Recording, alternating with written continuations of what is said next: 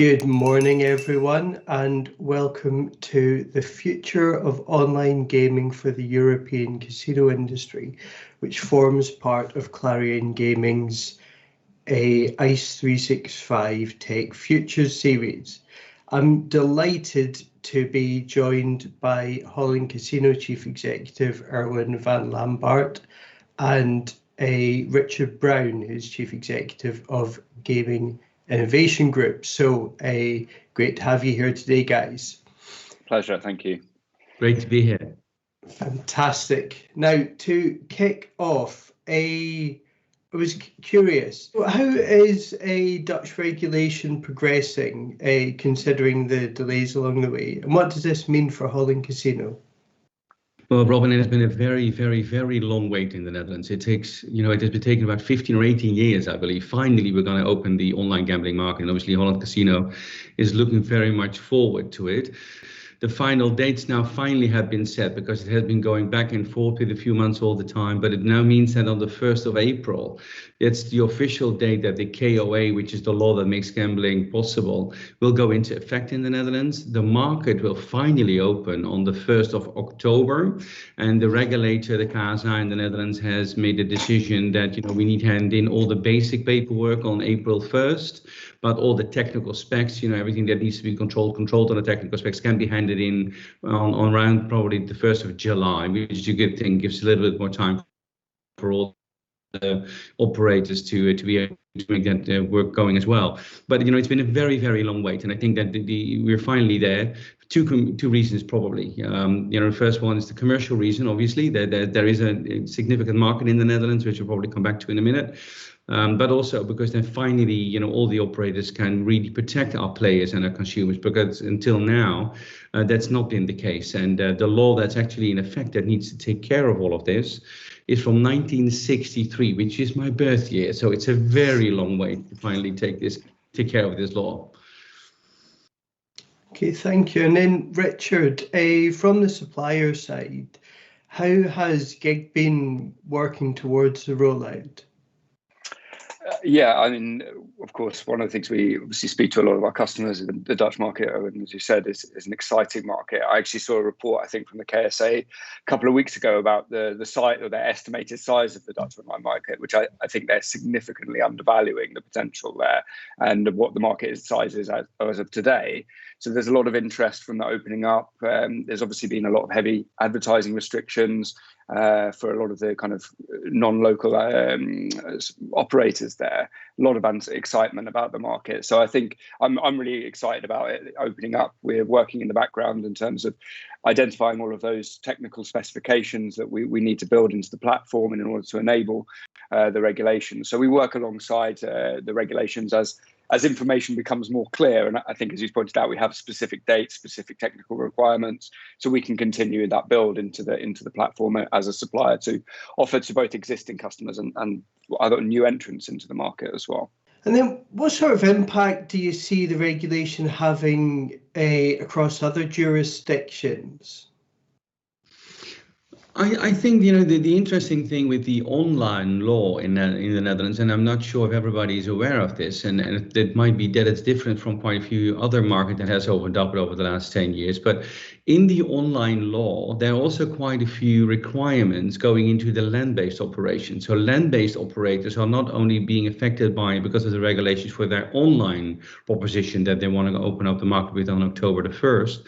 It also directly goes into quite a few of the things that we need to take care of as from the 1st of April, which is quite complicated for all land-based operators today because we're closed because of the COVID situation, and we have been closed since mid-December.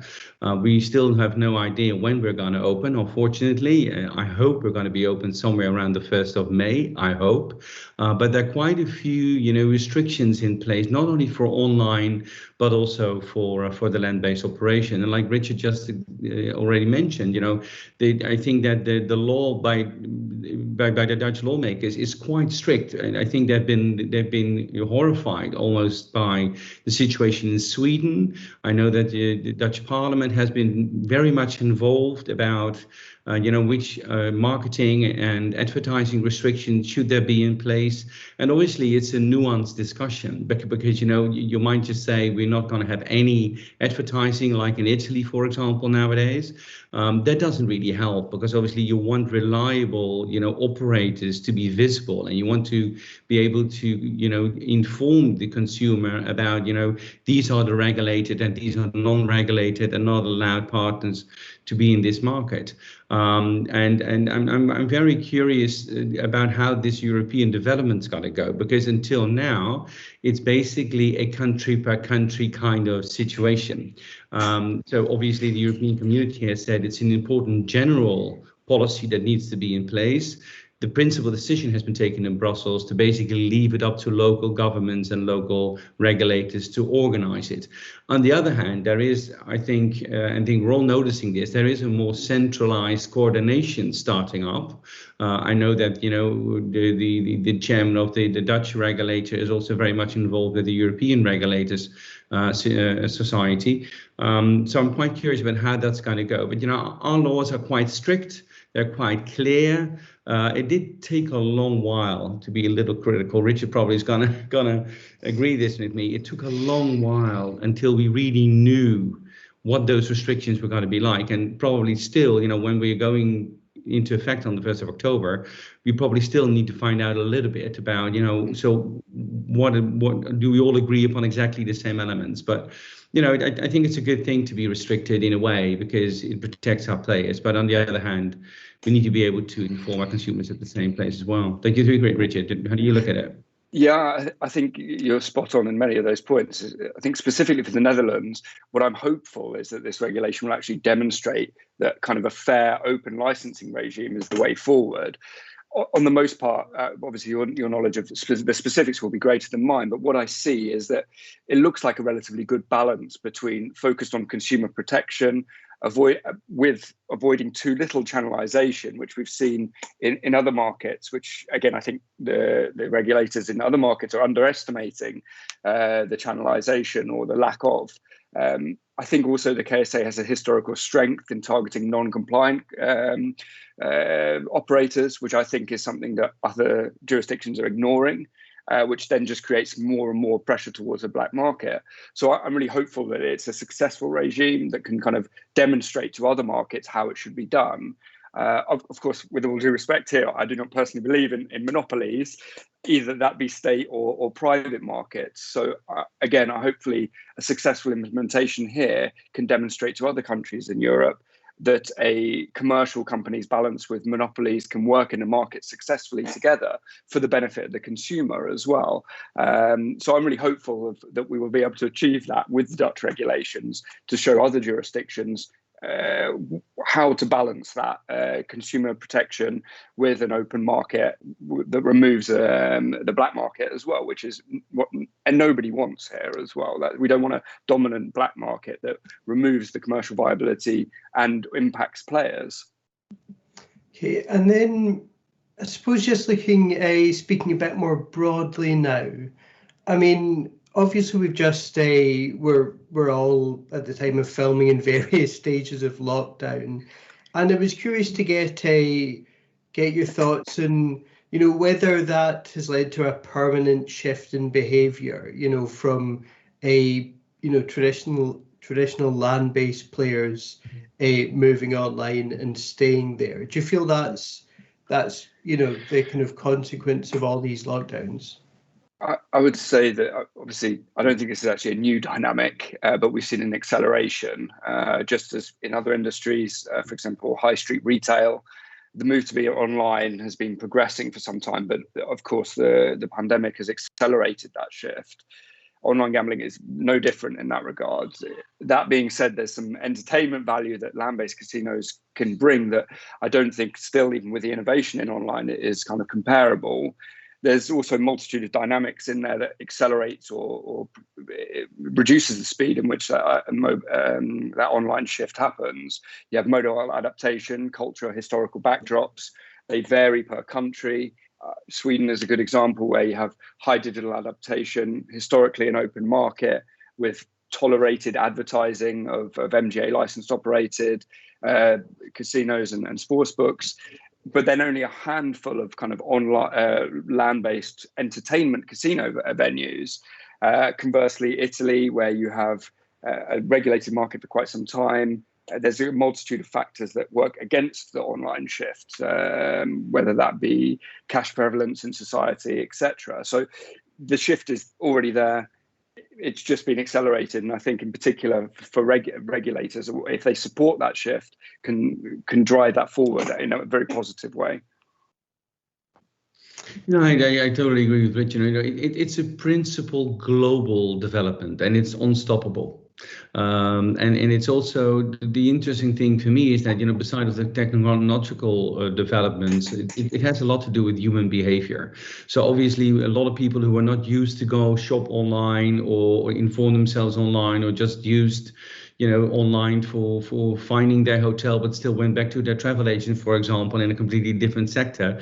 I think that has principally changed over the last year, and it's never going to go back to what it was. I mean, you need to be very honest about that.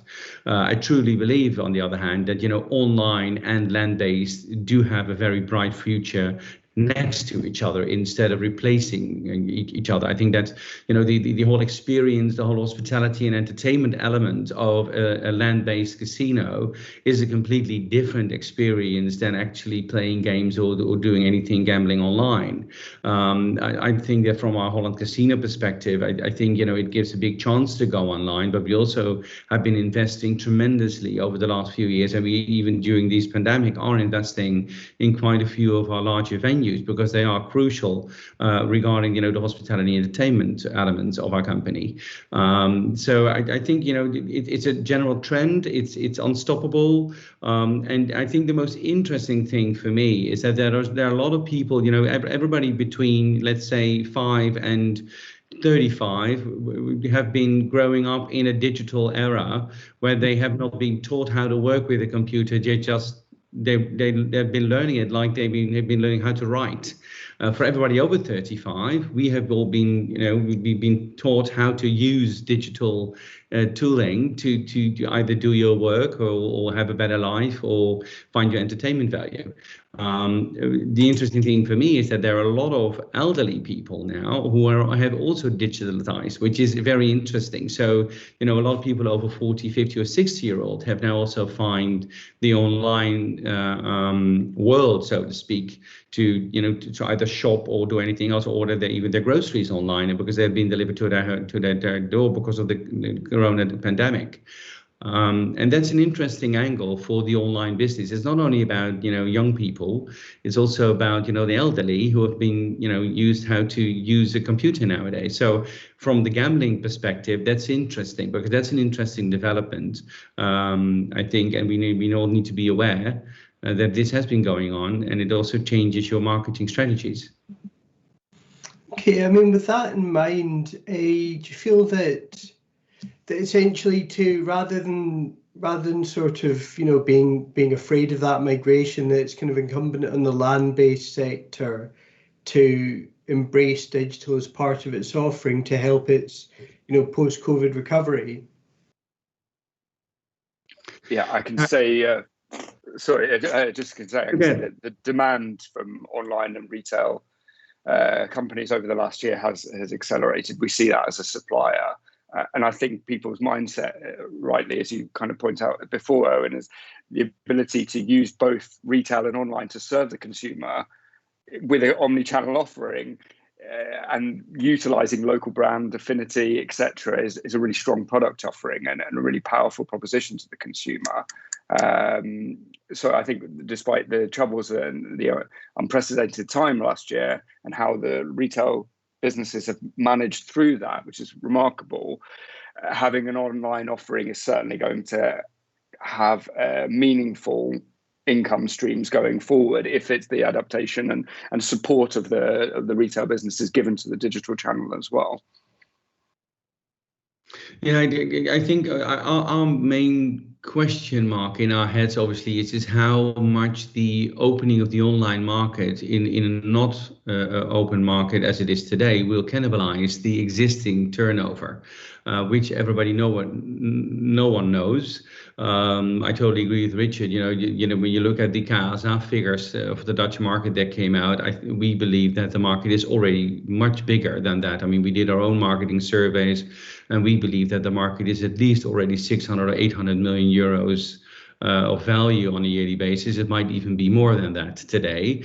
And obviously the interesting question for us, and again, nobody knows the answer, is there going to be cannibalization? Without a doubt. How much? I don't know. We don't know. Because if the market online, although it's completely illegal today, both from the consumer point of view, but also from the supplier point of view online, if it's already 600 or 800 million euros today, what does that mean for the cannibalization for the land-based operators? Not only for us, but also for Jack's Casinos and quite a few of the other colleagues that we have, obviously, across the nation. But there's going to be a cannibalization effect without a doubt. We just don't know how big that's going to be and how long it's going to last. I mean, there are quite a few examples in Europe where, there's a 1 or 2 year effect and then people are going to come back to us. I think that from Holland's Casino perspective, we've been investing specifically for the 24-year-olds and older, into experience zones which have a completely different environment and experience than the traditional casino games about 2 years ago, which are very successful, because obviously we're very reluctant to attract any 18 to 23-year-old. We're not allowed to by law. But that cannibalization question is the big question, and we'll know probably in a year's time or so, but we don't know today. Interesting, just on that point as well, is that we have a couple of land-based customers who had online offerings, and that obviously accelerated immediately in kind of March, April of last year. However, as those markets have actually opened up, the digital has remained relatively stable despite the return, and their land-based operations, from when we speak to them, is that they've returned also to normal. So there's actually just been a total growth and not too much cannibalization for them. So I think it of course depends maybe on a longer term how that impacts and how it affects. But I think there's many examples of ones that retain or even grow their retail base and still have a competitive online offering as well. I think, my personal wish would have been if we would have been able to basically transform even more into a real omni-channel kind of proposition, like a lot of the retail bigger companies have done in the world. Obviously, by Dutch law and the way, almost as a principle that the lawmakers have looked at these markets, they see it as two different markets, which we all know, obviously being active in this world, we know it's not the case, because it's always about the consumer. The consumer should be the central point, actually, how you look at the world. But obviously there are a lot of restrictions in place, which means that, even for a land-based operator or for an online operator, we cannot go into the ultimate omni-channel proposition that we would love to have.